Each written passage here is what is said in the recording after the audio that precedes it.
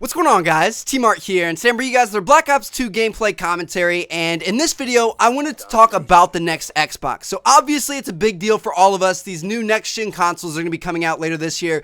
It's going to be the biggest thing to happen to gaming in nearly a decade, like the past 8 years since the last consoles came out. So we recently had a PS4 kind of like reveal event that really didn't give us too much information but got us a little bit excited, and we have a new Xbox event coming out later this month.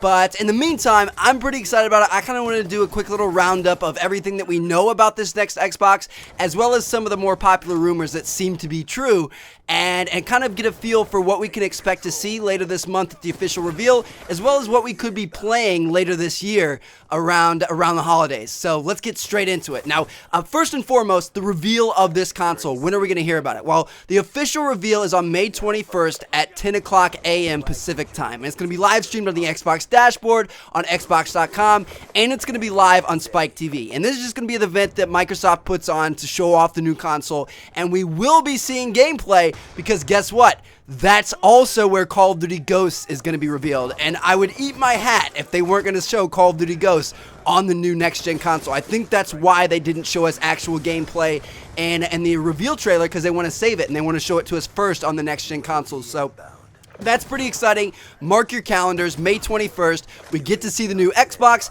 and the new Call of Duty, which is like a double whammy for all of us. Now, there's also going to be another event later this year called E3. That's June 11th through 13th in LA. I'm going to be there. There's going to be more information about the next-gen consoles there, so I'll make sure to cover that for you guys.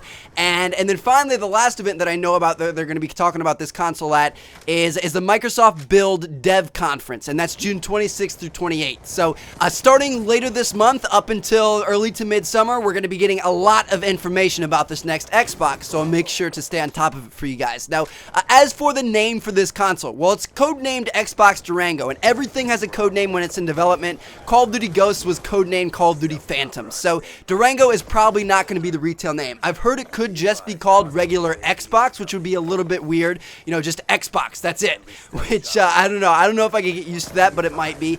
It could be called Xbox 720, which I feel like is more of like a public fan deemed nickname. I don't think they'll actually call it the Xbox 720, or there's also another rumor going around, it could be called the Xbox Infinity, and there was like a post on Reddit and everything, and by the way, all my sources will be down in the description, but yeah, it could be called Xbox Infinity. You can see the logo here. I'm not sure. My main guess would probably be it's just going to be called Xbox, but we'll have to wait and see. We'll find out on the 21st. Now, according to Paul Thurrott, who's kind of like a high-up tech guy at Windows and Microsoft, there's also going to be another version of the console coming out probably early next year to mid next year that's called the Xbox Umo, and it's an entertainment-only device. You know, it won't be able to play the game discs and things like that, and it's focused more on like Netflix, HBO Go, Hulu. I think you can play Xbox Live Arcade games on it, and it's just kind of like a complement to your full new Xbox. So that thing will probably be like $100, and like I said, it'll come out in 2014. So if that interests some of you guys, there's going to be that. And then finally, there's going to be a third console coming out from Microsoft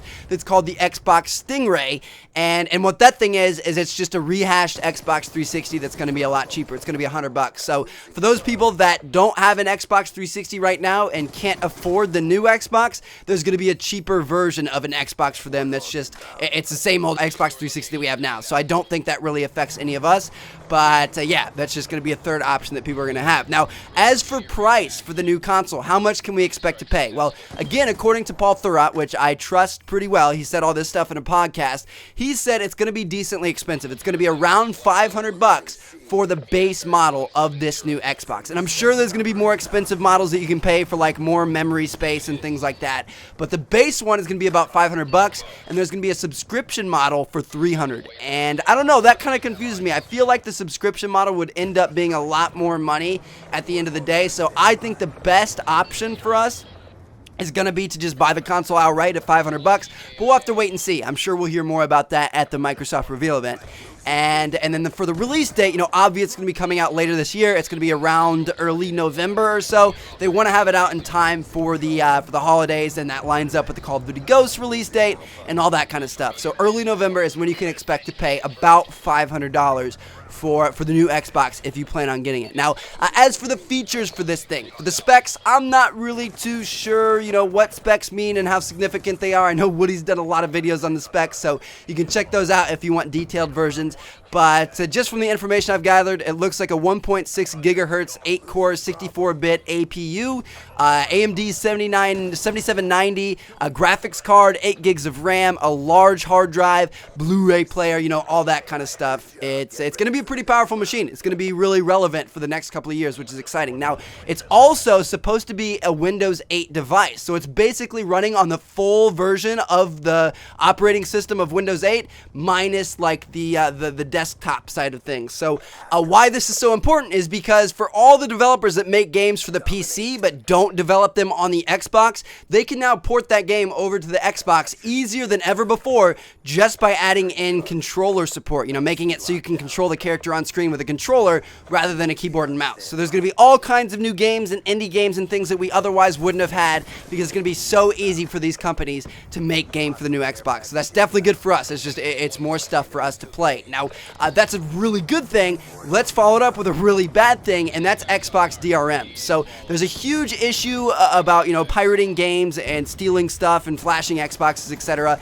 And there's one way the Xbox is rumored to be dealing with it, in that the consoles always have to be connected to the internet. They always have to be online. And that's not a big deal for us because we all have internet. You wouldn't be watching this video without it.